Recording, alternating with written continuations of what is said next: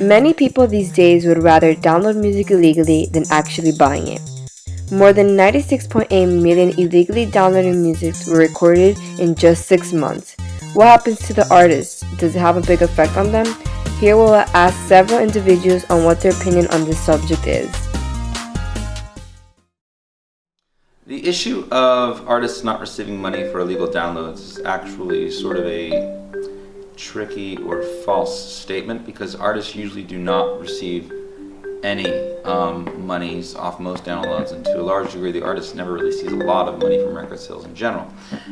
Imagine putting all your hard work, all your soul into the album that you just created, and they sell it for $15, and you only get 8% of $15 every record that's sold. So they barely make any money off of it. Now this is also dependent on whether this is a largely commercially released album or if this is more of an individual independent album in which the artist may have a larger stake to claim in the actual sales of said records or said singles. It gives them a lot more exposure than if people just buy it outright.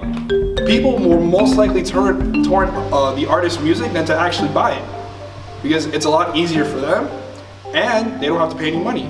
So the artist gets exposure from a lot more audience.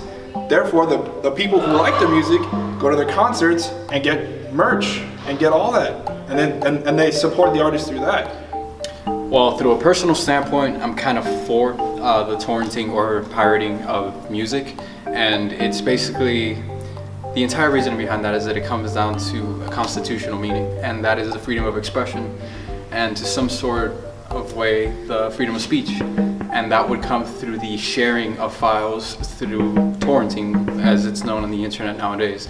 I think the people that are harming the most when you pirate is the people that are trying to up and coming, because the music industry is something really hard to get, money, recognition. Through the other standpoint, being somebody who's in music, I do totally understand why artists are so affected by this. Most of the revenue for artists does not come from concerts, actually. It comes from sales that they've produced from their CDs and marketing and advertisement campaigns that are paid for by other companies. And if you affect the largest portion of their income, it's definitely going to hurt them.